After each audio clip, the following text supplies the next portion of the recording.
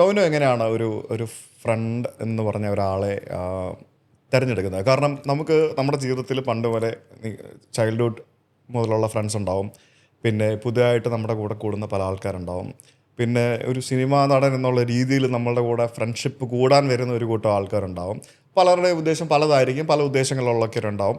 എങ്ങനെയാണ് കൂടെ വരുന്ന പുതിയതായിട്ട് വരുന്ന ആളുകളെ എങ്ങനെയാണ് താങ്കൾ ജഡ്ജ് ചെയ്ത് നല്ലൊരാളെ കൂടെ കൂട്ടാൻ ശ്രമിക്കുന്നത്? അല്ലെങ്കിൽ നല്ലൊരാളെ എങ്ങനെയാണ് ഫിൽറ്ററിങ്, ഒരു പ്രോസസ്സ് ഉണ്ടാവുമല്ലോ, ആ ഒരു ഫിൽറ്ററിന് വേണ്ടി എന്തൊക്കെയാണ് ടോവിനോ ചെയ്യുന്നത്? ഞാൻ അങ്ങനെ ഫിൽട്ടർ ചെയ്യാറില്ല. ഞാൻ ഇങ്ങനെയാണ്. എന്നോട് സൗഹൃദത്തിന് വരുന്നവർക്ക് ദുരുദ്ദേശം ഉണ്ടെങ്കിൽ അതെൻ്റെ തെറ്റല്ലല്ലോ. എനിക്ക് എന്ത് ചെയ്യാൻ പറ്റും അതിനകത്ത്? അപ്പോൾ ഞാൻ സുഹൃത്തുക്കൾ അങ്ങനെ തിരഞ്ഞെടുക്കാൻ പറ്റില്ലല്ലോ. സുഹൃത്തുക്കൾ അങ്ങനെ ഉണ്ടായി വരുന്നതല്ലേ, സംഭവിക്കണല്ലേ. ഇവനെ സുഹൃത്താക്കിയാൽ എനിക്ക് ഇത്ര ഉദ്ദേശം, എനിക്ക് ഇങ്ങനത്തെ ഉദ്ദേശങ്ങൾ നടക്കും എന്ന് വിചാരിച്ചിട്ട് ഞാൻ ഒരു സൗഹൃദം ഉണ്ടാക്കിയാൽ അത് സൗഹൃദം അല്ലല്ലോ.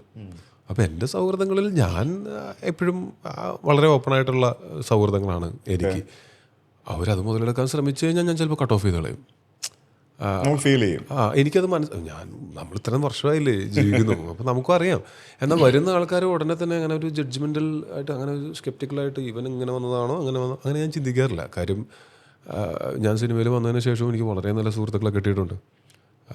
അവർക്ക് എൻ്റെ ഒന്നും വേണ്ട, അങ്ങനത്തെ ഒരു രീതിയിലുള്ള ഒരു മുതലെടുപ്പോ അല്ലെങ്കിൽ അങ്ങനെ നമുക്ക് ആവശ്യമില്ലാതൊരു മെസ്സേജോ അങ്ങനെ ഒന്നുമില്ല. പക്ഷെ കാണുന്ന സമയത്ത് ആ ഒരു വാംത്ത് ഫീൽ ചെയ്യും. അത് ചിലപ്പോൾ ചെറുപ്പം മുതലുള്ള സുഹൃത്തുക്കളാവണമെന്നില്ല, റീസെൻ്റ്ലി കണ്ടവരാവാം. അപ്പം അങ്ങനെയെന്ന് വെച്ചാൽ നമ്മൾ വരുന്ന പാടെ തന്നെ ഇൻ്റർവ്യൂ നടത്തി നമുക്ക് സുഹൃത്തുക്കളെടുക്കാൻ പറ്റില്ലല്ലോ. അത് നല്ല ആൾക്കാരാണ്, നല്ല സുഹൃത്തുക്കളാണെങ്കിൽ ദിൽ സ്റ്റേ. പണി കിട്ടിയിട്ടുണ്ടാവുമല്ലോ എന്തായാലും, ഉറപ്പായിട്ട് കിട്ടിയിട്ടുണ്ട്. പക്ഷെ ഞാൻ അതിൽ സമാധാനിക്കുന്നത് അതെൻ്റെ തെറ്റല്ല. ഒരിക്കൽ പറ്റിയാൽ അതെൻ്റെ തെറ്റല്ല. വീണ്ടും അതേ ആളെ പറ്റിച്ചാൽ അതെൻ്റെ തെറ്റാണ്.